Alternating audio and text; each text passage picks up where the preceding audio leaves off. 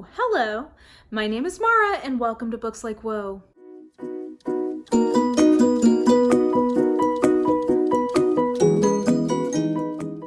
Okay guys, I am ready to do the Q3 version of a video that I've started doing this year that I've actually really enjoyed keeping up with, and that is ranking all of the best and worst book releases of 2019 that I have had the opportunity to read so far, especially in terms of the arcs that I have read. So basically what I kind of realized at the beginning of this year is that I wanted to have a more consistent way of telling you guys or giving you feedback on how I feel about the arcs that I have gotten the opportunity to read.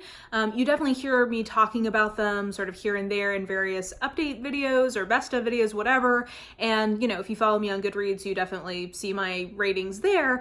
But I feel like this is a good way to sort of just like in one video communicate to you how I think the new releases that are coming up or have recently come out stack up against everything else that has come out this year that I have read. So when last we talked, I think I was at 30 books for Q1 and Q2. I have now read all of the arcs that I have received for Q3, so that added 11 new books into the mix. So that brings us to a total of 41 arcs that I have read so far this year, for ones that essentially came out between January and September 2019. Some of these have not yet come out, so you may be seeing a couple of ones that you can't get your hands on yet, but they should all be coming out at least pretty soon here. And then I've also been tracking books that I requested as arcs, and then if I end up reading them, give you kind of my thoughts about that. This is, I think, the last video of this kind that will come out in 2019, because I think what I'm going to do is at the very beginning of 2020 give you the rundown of all of the arcs that I read for 2019, as well as all of the books that came out in 2019, and give you my forced ranking of them, just because I think that might be kind of fun. And also, I just don't have as many arcs that I'm going to be reading in Q4, so I don't feel like it's as urgent. So anyway, enough of my yapping. I will give you some stats, and then we will get into my list of all of the arcs that I have read for 2019 from worst to best. All 41 of them. So, strap in. So in terms of stats, like I mentioned, I read 11 arcs this quarter that come out in this quarter. My averages, let's take a look. So for just Q3 arcs, I ended up rating on average those arcs as 3.4 stars. Compared to the total arcs that I've read for Q1 through Q3, that would be bringing my average to 3.46 stars. So really pretty darn strong. I think of anything as a 3 is sort of my baseline rating. To me, that means it met expectations, kind of like a B grade book. Like, it was fine. So anything above that is doing pretty darn good. So the fact that we're still in the 3.4 range for average means that I'm picking books for the most part that I like to request. And then if I add in the requested books that I read that I did not actually end up getting as an arc, but did end up reading, if that makes sense, that average would actually get bumped up to 3.59. So that's great. And then my total average for all of the arcs that I've read, plus the arcs that I did not receive, but still went ahead and read when they came out, my average is 3.5. So doing really strong in that sense. And yeah, looking at this list, I actually don't have a ton that are below a 3-star. I do have a few, so we'll start there. The same way that I did it last time, where if I've already talked about this book in a previous video, I'm just going to mention it and keep moving. I'm going to focus my comments really on the ones that are new to this list. So let's go ahead and start at number 41. Number 41, and my least favorite arc that I've read so far this year, I would still say is Fix Her Up by Tessa Bailey. Definitely a Your Mileage May Vary one here, because I know a lot of people really liked it. I don't think it was a better one of Tessa Bailey's books. I like a lot of her other stuff better. So that was number 41. Number 40 is a new book coming onto the list, and I had a physical copy of it, but I actually unhauled it. The publishers very kindly sent me a copy, and that was The Seekers by Heather Graham. I also gave this a 2-star. This was really a situation where the authorial voice really just didn't connect with me. I found it just quite annoying, to be totally honest. I didn't like the writing style. But the story was perfectly competent. It was fine. It was a romantic suspense. And the setup here is that there is a crew of like paranormal investigators who have like a TV show. They go to this haunted bed and breakfast and they find an actual dead body there. The FBI comes in to investigate because I guess in this series there's like a whole group of FBI paranormal investigation unit kind of thing, and romantic suspense, so two people fall in love. Like I said, it was just, this is a situation where the writing style just really did not work for me, and that is what kept it from being higher than a 2-star. Then my last 2-star here is another controversial one, and that is The 10th Girl by Sarah Faring. This is a situation where I would 100% read more from this author in the future because I was not bored by this book. I was engaged the entire time. I do think that the writing style, I can tell that this is a debut author. Like, I think that it was a little flowery in places, and I think I'll be interested to see how that piece of her work evolves. But there was a lot of promise in that.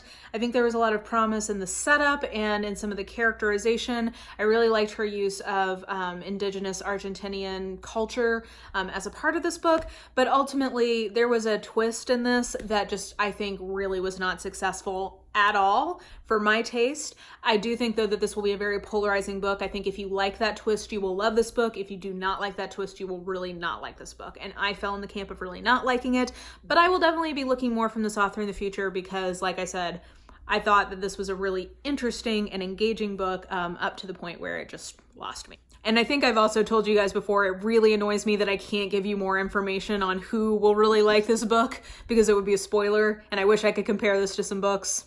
And I can't because it would be a spoiler. So that is very annoying. But anyway, some of you guys will really like this. So if you read the back and you're interested, I guess maybe go ahead and read it. But some of you guys, like me, will hate it. Okay, and then moving into 2.5-star territory. So number 38 is Tightrope by Amanda Quick, which was a romantic mystery set in the 20s. A few execution issues for me. Would read more from this author in the future. Number 37 was Ragged Alice by Gareth Powell. Again, execution issues, but would read more from this author in the future. This was a paranormal mystery set in rural Wales. And with that, we move into the territory of 3 stars. So everything from here on in, I think, is fine to amazing. Like, we're already at 3 stars, so that's pretty good. So number 36 is Elephant in the Room by Tommy Tomlinson, which was a weight loss memoir kind of thing that I think had some issues to it, but was fine. Then 35 was Getting Hot with a Scot by Melanie Johnson, which was a contemporary romance that basically just had some tropes in it that aren't my personal favorite, but I thought was executed just fine.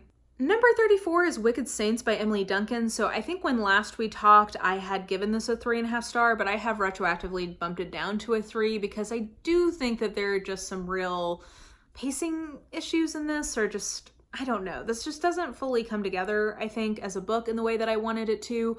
But I really love the thematic content in this one so much that I still want to applaud a debut author for having big ideas in a YA fantasy, especially in terms of religion. So that is now sitting at number 34. Number 33 is A Curse So Dark and Lonely by Brigid Kemmerer. This is the first in a trilogy, and it is a YA fantasy take on a Beauty and the Beast story. I think the second one actually comes out pretty soon, so there you go. Number 32 is The Fifth Doctrine by Karen Robards. This is a romantic suspense, but actually really I would call this sort of like an action-adventure spy thriller kind of thing with a romantic element to it. It was fine, not my personal favorite, but was a perfectly okay version of what it was. Okay, and then number 31 is Why Young Men by Jamil Javani. And this is a nonfiction book that is seeking to explore this idea of why are young men in this era so prone to being radicalized, either politically or religiously, in violent ways? And Jamil Javani is sort of looking at, a few different countries and kind of thinking through different sociological and cultural forces that have led to this sort of moment of a lot of extreme violence, radicalization, basically, of young men that leads to violence. And I think that there's some good nuggets in this one. I just think that it doesn't quite know what it wants to be when it grows up. It's a genre blend that I don't think is wholly successful. At the very end of this video, we will talk about a book that I think is masterful in the same type of nonfiction genre mashup, but I think that this one doesn't quite turn all the way over for me in terms of it's a little bit of kind of journalistic reportage. it has moments of being like personal essay memoir, and it just, I don't know, I just don't feel like that all the elements came together for me as successfully as I would have liked.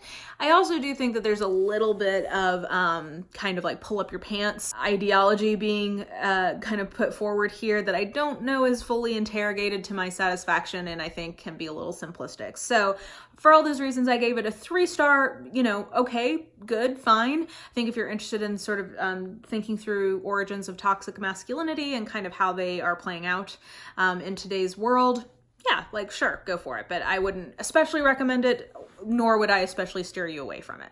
Then number 30 is Middlegame by Shauna McGuire, which is a fantasy, adult fantasy, like in our world, but different kind of thing. I know a lot of people really love this one. I personally just feel like it can't compare to the closest book that I can think of to relate to it, which is The Library at Mount Char. I just vastly prefer The Library at Mount Char.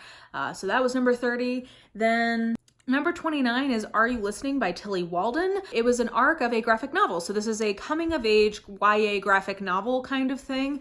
I quite like the art in this one, and overall the story was fine. This is a situation where I thought that this was fine, but just not memorable to me, really. And also, to be fair, I think YA contemporary is always a little bit of a hard sell to me. The graphic novel element of this did make me enjoy it more than I think I probably would have otherwise, but it wasn't necessarily a favorite in particular for me. So it was fine, 3 stars. If it sounds good to you, I would, you know, not steer you away from it.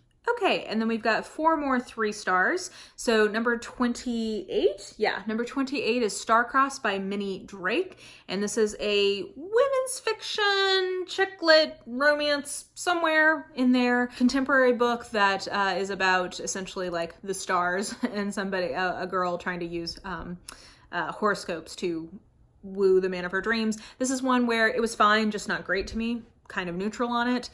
Then 27 was The Last Houseguest by Megan Miranda, and this is an example of a domestic thriller or like a small town thriller that I think is perfectly competent, but nothing new, groundbreaking, or particularly interesting about it. And so for that reason, I found it kind of not that memorable. If you like her past work, I'm sure you'll be, you know, you'll like it just fine. I think the consensus, even from people who do like it pretty well, is that this is not her best, but there you go. So that's 27. 26 is The Gilded Wolves by Roshani Chakshi. I know some people really love this one. For me, this was sort of just like middle of the road YA fantasy, perfectly fine. Some interesting ideas in here, and some interesting world building, but nothing that I think is particularly that exciting to me. And then number 25 was Thick by Tressie McMillan Cottom, and I really love that author. I actually ended up enjoying her other book, which was called Lower Ed, much more than this one. This basically came down to, I really like the content of this book, but the authorial voice with the content didn't fully work for me, but would definitely recommend seeking out other things from her. So those are all of my 3 stars, and now we will transition into my 3.5. So my first 3.5 star, number 24, is Trick Mirror by Gia Tolentino, and I'm actually kind of surprised because this has ended up being like a bestseller, like a big one. I guess I shouldn't be that surprised because I've really enjoyed her work, her kind of like essays and stuff as I've encountered them online. I particularly really like a piece she did on incels. That was sort of what put this book on my radar. I would say that this is a really great example of a young memoirist, writer, culture critic who will be great at some point. I don't think that this book is as good as people are saying it is. I gave it 3.5 stars. I enjoyed it. I just don't think that there's a lot of super unique insights or culture criticism happening. It's bundled up pretty nicely, and I do think that the writing is very charming. I get why people really like reading her. I just don't know that there's a lot of new insight being brought to the table. I will say that I think that she's at her best when she's kind of in that intersection of pop culture and gender critique, along with technology or social forces. Like that, I think, is where she really shines.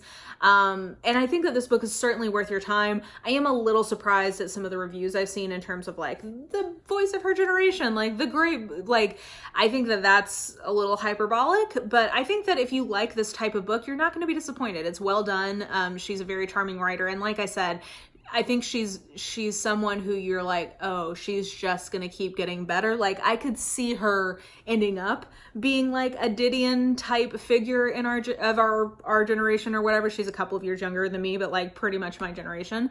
So I can definitely see that trajectory. I don't think this book is her slouching towards Bethlehem or the White Album or anything, but like maybe someday. And then continuing on with the 3.5 stars, number 23 was The Cowboy and His Baby by Jessica Clare. This was a contemporary romance that was a Western and a surprise baby trope. So that one was pretty fun, even though I don't really love either of those tropes. I love Jessica Clare, so pulled it off for me. Number 22 is Cliff's Edge by Meg Tilly, which was the next in her Solace Island romantic suspense trilogy. And I'm so excited because I actually have the third one in this series as an arc. It comes out in October. So I'm excited to get to that one. But yeah, I gave that one 3.5 stars. That was number 22. Number 21, so we are like at the halfway point, basically. Number 21 is Binti The Trilogy by Nnedi Okorafor. This is a sci-fi trilogy that has been really hyped. I don't think it lived up to the hype for me, but I did enjoy it overall. I basically just don't think that these structurally were as sound as they needed to be for my taste, but I enjoyed the world and enjoyed the characters. So that was number 21. And then number 20, my next 3.5 star and a new entry onto the list, is How to Hack a Heartbreak by Kristen Rockaway. This is another one of those ones that is somewhere between women's fiction and a romance. I think that it walked that line better to me than a lot of books like that I've read recently. I'm a hard sell on pure chick lit or pure women's fiction. Like, I don't tend to really like that much. So these sort of ones that are bringing in some romance DNA tend to be things that I enjoy more and tend to work for me a little bit better. And this was a good example of that because I really enjoyed all of the like friendship dynamics in this, and I really enjoyed all of the stuff with her work. So the premise of this is basically that this woman is, she works in the tech industry, but she's really not being taken seriously by her colleagues because she's a woman, basically. Like, she's encountering a lot of misogyny in her workplace. And she's also trying to date, and she's on these dating apps, and just like, it's the absolute worst, because of course it is. If you are a fellow dating app person, you know that this is very real. But anyway, so she kind of just has one bad experience too many, and she ends up creating this site called Jerk Alert, where women can report people like men who basically treat them like garbage online. Like, it's a way to sort of like warn each other about it, and it kind of spirals from there. There's a romance happening with one of her coworkers, and go from there. I think the thing that kept this from being a 4-star for me is I don't quite like the lesson at the core of this one, which I think was supposed to be she needed to learn to trust more, and I was like, no, I disagree. I think she's being perfectly reasonable in her suspicions about the motives of some of the people around her. So that kind of kept it from being a full 4-star, but I thought this was really charming and would be a really nice like thing to travel with kind of thing. So a good example of what it is. Okay, another few 3.5 stars. So number 19 was Spectacle by Jodi Lindsay-Drock, which was a YA speculative historical fiction fantasy kind of thing with like a secret society. I thought that was pretty fun, and I liked that it was a YA that actually didn't read like YA written for adults. This read like YA written for teens. So I always get excited when I find well done versions of those. And then my last 3.5 star is StoneCold Heart by Laura Griffins. And this is the latest entry in her Tracers series, and I really enjoy that one. That's one that I kind of want to catch up on at some point, but these are romantic suspenses set around a forensic lab in Austin, Texas, and it is romances between people who work in the lab and various law enforcement entities. Transitioning to 4 stars, the first one is The Tesla Legacy, so that's at number 17 by KK Perez. This book is very similar to Spectacle, except that I would say instead of it being a historical fiction and fantasy, it is contemporary YA speculative fiction with more of a sci-fi element and a secret society. And I thought that it was really well done. And again, it was also one that is clearly written for teens and not for adult readers of YA, and it was really good. So that was 4 stars. Number 16 was Commander-in-Chief by Rick Riley, which was basically looking at Trump's character through how he plays golf. And I thought that was a really smart type of political commentary / biography. I thought it was just a well-executed project, basically. Number 15 was Bias by Jennifer Eberhardt, which was an exploration of the science and sort of like sociological forces of implicit bias. A lot of this was around race, but it has wider applicability, and I thought she did a good job of bringing in some like personal anecdote type stuff into this book. But it was very thought-provoking, very well done, kind of like sociological nonfiction, so it was really good. And then number 14 was a classic, actually, but it has only been translated into English from Armenian in this year. So that is Yalaladin by Rafi. I really enjoyed my time with this one. I would never have read this if the publisher hadn't sent it to me. And this was a different type of classic, and I'm glad I got the chance to read it. So 4 stars here, kind of parable-esque. Yeah, really interesting. Okay, so now we are at number 13, and so the next 3 are all new entries, and they are all 4 stars. So you can see, actually, we've got 6 more books to talk about. So I read some really, the Q3 arcs I had, I felt like were really high quality. So number 13 was How to Be an Anti-Racist by Ibram X. Kendi. This is a memoir by the same guy who wrote my favorite nonfiction pick last year, which was Stamped from the Beginning. And that was a history of ideas, basically. And it was a history of ideas of racial attitudes and racism against Black people in America. Really an excellent book, something that I highly, highly recommend and really enjoyed. It has really stuck with me. And this memoir, I wasn't sure what to expect because, you know, it's quite different writing a memoir versus writing historical nonfiction. But I felt like Kendi's kind of just strong moral vision came through so clearly in this memoir and definitely carried over from his writing in Stamped from the Beginning. I really enjoyed sort of like his thesis, which was it's not enough to be passively not racist. Because racism is poisonous and active in our policies and in our society, we need to be anti-racist so that we can be active and serve as an antidote to that poison, basically. And so I thought that he really communicated that thesis very effectively in this book. I thought he incorporated that into his own life experiences really well. So I just thought that this was really good and a really well done memoir. Probably, is it my favorite memoir from the, yeah, I think this is the highest nonfiction on the list. So this is my favorite nonfiction arc that I've read so far this year. I thought it was really, really good. Number 12 is Bringing Down the Duke by Evie Dunmore. So this was a very hyped historical fiction romance this year. I've seen it a lot of places and a lot of people really enjoying it, and I definitely agree. I do think that this type of historical romance it's a little harder of a sell to me because it's a more serious tone, and I tend to like my historical romances to be a little fluffier and goofier. But I think that this is an incredibly well executed version of what it is. This is a debut novel. There are some issues with it, which is why I put it at a 4-star instead of a 4.5 or a 5. There's basically just, I think, some kind of plot and character issues that I take a little exception to, but that's really me just being nitpicky because I do think that this is an incredibly well executed book. It is set in Victorian England, and it is basically kind of about like the suffrage movement, and our heroine is going to the first women's college at Oxford, which is really neat, and bringing down the Duke, falls in love with the Duke, and that is very complicated for both of their lives. And I love how unapologetically political this is. I love this is the kind, if you're going to have serious historical romance, this is the kind that I like, which is, it's very much an issues book and really well rendered and very sexy in some places, which I appreciated. It's a little smutty, but it's even beyond the smut piece of it. I just think that there was a real sexiness to this book in terms of the dynamic between the hero and the heroine. And actually the writer that this reminded me most of was Courtney Milan, which is high praise indeed, because I think she is, in terms of just like proficiency wise, the best writer of romance working right now. She's just really technically proficient. So I think if you like Courtney Milan and you like the kind of historical she writes, you're really going to like this book. Also, the cover is beautiful. Berkeley is killing it in terms of their covers this year, I feel like. And just their lineup. There's a lot of Berkeley in this top bit. I think that for whatever reason, their acquisitions this year really just have been connecting with me, and they're publishing the kinds of romances I really like to read. So, all that to say, that was number 12.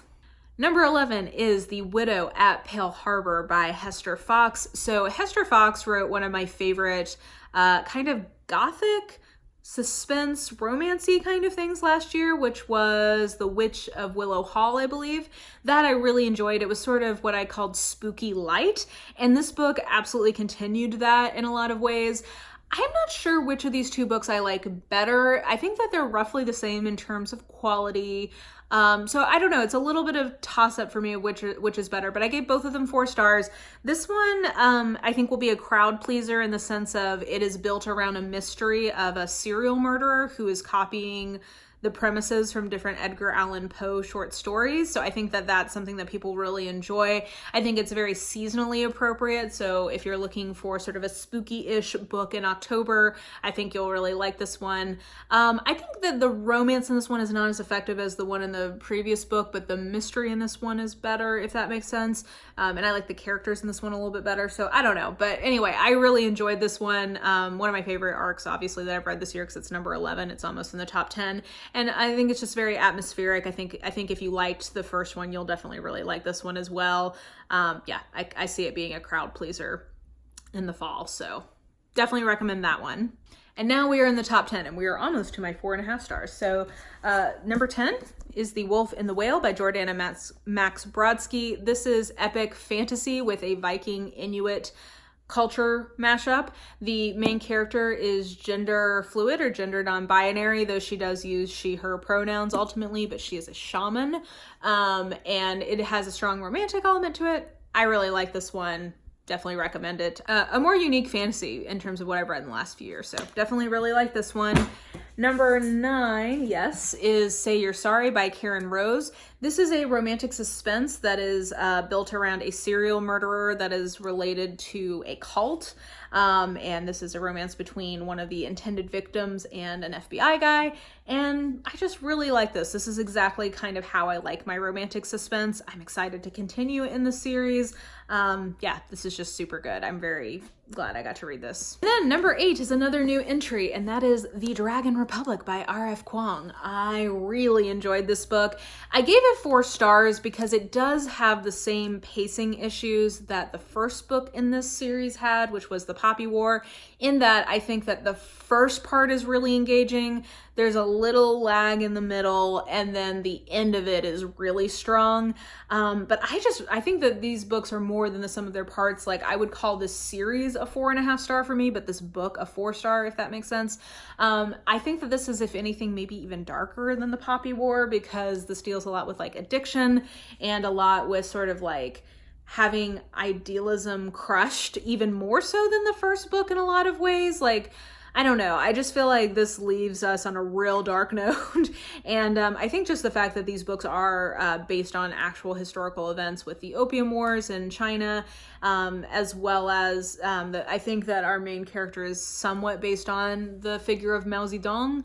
So that is going to be really interesting to see how that continues to unfold. But yeah, this is, I think, you know, especially for a second book, because I think often second books in trilogies like can get a little dicey sometimes, but I think that this is actually a really strong book. I probably like this one a little bit better than The Poppy War. I'm not sure, but I liked the beginning of The Poppy War better, and I liked the end of this one better. All that to say, if you are also somebody who really likes the series, I don't think you'll be disappointed, and I really enjoyed this. Cannot wait for the 3rd book. Number 7 is Holy Sister by Mark Lawrence. So this was the final book in the trilogy of the Book of the Ancestors, and you guys know that I really, really enjoy that trilogy a lot. One of my all-time favorite fantasy trilogies, to be honest.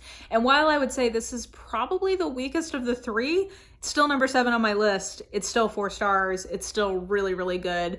And, you know, I'm a little picky on how people end books, and I think it's hard to end a book well. So I had some problems with this, but overall super strong. Can't wait to read more from him. Really liked this. And then number 6 was The Bride Test by Helen Hoang. This is my highest rated 4-star arc on this list. I did the physical versions you're seeing is where I had an e-arc and then ended up picking the physical copy up because I liked it so much. Yeah, this I really enjoyed, was very emotional. I probably preferred The Kiss Quotient, but think that this is a better written book. This has been everywhere this year for good reason. I think Helen Hoang is one of the most exciting newer authors in romance that we've had in a while, so she's great. And then we hit the top 5 and my first 4.5 star, and that is Well Met by Jen DeLuca. This book comes out in September, but Book of the Month Club had it as a pick, which I think is great. I'm really excited to see it get more exposure because this is just really, really good, guys. This is being sold as a romantic comedy, and I don't really think it's quite that. I would describe this as a really effective slow burn romance between a kind of grouchy guy who runs a Ren fair and takes it real serious, and a girl who is only in the Ren fair to help her niece because her niece has to have like an adult with her to be able to do it. And she is new to town because she is essentially taking care of her niece while her sister recovers from a car accident. And she's kind of at a crossroads in her life, a little bit lost. And he's, you know, kind of trying to get over some things from his past. And they have a slow burn romance. It's sort of like, it's hate to love, but it's not the version of hate to love where I don't believe that they would actually ever get together. It's sort of just like, we kind of misunderstood what the other person was about at the beginning, and then like we come together, and like on the weekends she dresses up like a wench and he dresses up like a pirate for the Ren Fair, and also it is filled with adults who are unironically enjoying Ren Fair life, and I really enjoyed that piece as well. All around just super charming, what I like from a contemporary romances, and definitely one that I really enjoyed this year and think a lot of people, this is a book that I can see being able to give to a lot of people who don't normally read romance and they would still enjoy it. I think it could be a friendly kind of point of entry. So this is super good. I hope everybody who gets to read it really enjoys it. And then next, a book that is actually a romantic comedy, and I know a lot of people have really enjoyed. I've seen some mixed reviews on this one, but for me, one of my all-time favorite romantic comedies that I've read, and that is The UNHONEYMOONERS by Christina Lauren. I absolutely love this one. Yeah, like I said, I think that this is a little polarizing.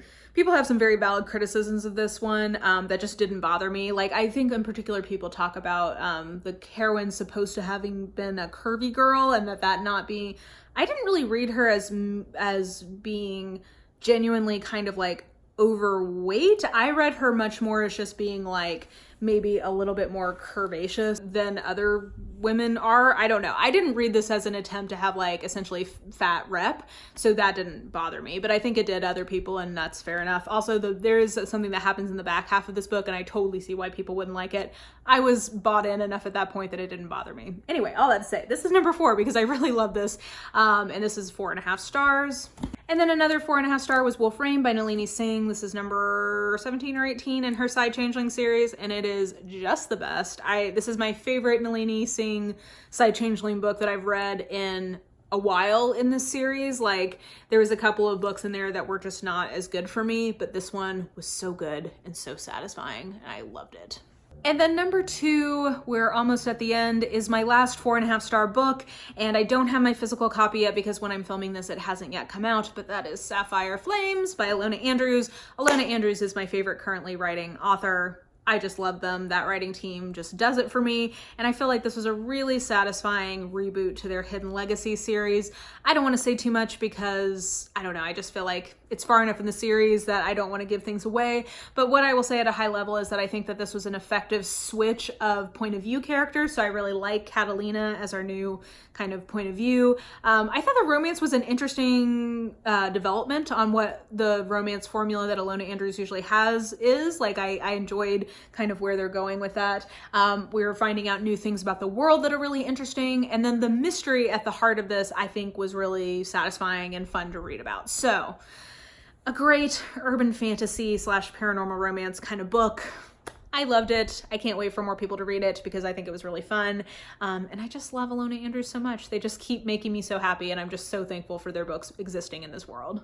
And then last but not least, like definitionally not least because it's number 1, it's the best, is the AUSTEN Playbook. It is 5 stars. It is, of the arcs that I have received, it is my favorite one still. Holding steady, though, that is a good point to transition into running quickly through the books that I requested as arcs and did not get, but have ended up reading, because one of the books I requested as an arc I liked even better than the AUSTEN Playbook. So I had 5 of these in total now and 2 new ones to add to the list. So I requested Stroke of Luck by BJ Daniels, didn't get it, ended up giving that one a 3 star. That's sort of like a romantic suspense, isolated closed mystery kind of thing. It was okay, not that great for me. In an Absent Dream by Shauna McGuire, I requested and did not get, but bought. Also gave this 3 stars. I know some people think that this is the best one in the series. not to my taste. I just didn't connect with this one, sadly. Then a new one on the list is The Lovely and the Lost. I gave this 4 stars, requested and did not get this one as an arc, but ended up really enjoying it. And I very much hope that this is going to be the first in a series, because I would very much like to see where these characters go. It is a YA contemporary mystery, and it is centered around a search and rescue family. Like that's what they do to make their living, and they end up getting brought into a case by the main character's estranged grandfather, and, you know, mysterious stuff ensues. And then I talked about this in the last time, but The Kingdom by Jess Rothenberg came out, I think, in May, requested but didn't get this one, and really enjoyed it. 4 stars, and something that I would definitely recommend for people who are interested in really well done YA speculative fiction dystopia kind of thing, but with really thought-provoking things to say around gender and around agency and what it means to be human. I very much enjoyed this one, definitely recommend. And then last, here we go. No Visible Bruises. So I actually messed this up because the author had commented on one of my videos when I was talking about being excited about this book and said, hey, DM me and I'll get you the publisher's contact info so that you can get a physical copy of this. And I forgot to do that. So then when I went to request it on NetGalley, they rejected me. But this is 5 stars. This is my favorite new 2019 release that I have read. And I think that this is so good. This is a very difficult nonfiction book about domestic violence, domestic terrorism, intimate partner violence, goes by a lot of different names. And it is a fascinating mix of reportage, sociological analysis, and true crime. This is a very difficult read if you do not want to read, like if you cannot read about that kind of violence and sexual and emotional abuse of women and children. Don't read this, but I think that if you can deal with it, I would highly recommend it. It is just very well done, and I think really beautifully written. It's not just that it was thought-provoking, it also, I thought the writing was excellent. So I highly recommend this, my favorite 2019 release so far. Okay, guys, that was a lot of books. Hopefully I can edit that down to be decently concise. We'll see how that goes. But like I said, to me, it's important to continue to check in with you guys on how I'm doing with the books that I get, that I request in advance, because the reason that I am getting them is because I want to, I want to enjoy them, obviously, but I also want to share my thoughts with you guys as you are kind of surveying all the 2019 releases that have come out. It's hard to kind of know what is or isn't worth your time. And this is just my 2 cents and my feedback on the state of the new releases. So definitely let me know what the best and worst 2019 release you have read so far this year is in the comments down below. And if you enjoyed this video, please like, subscribe, follow me on the social medias if you are so inclined. I have all of that information listed in the description box below, and I think that will do it. I hope you guys are having an absolutely lovely day, and I will just talk to you soon. Bye!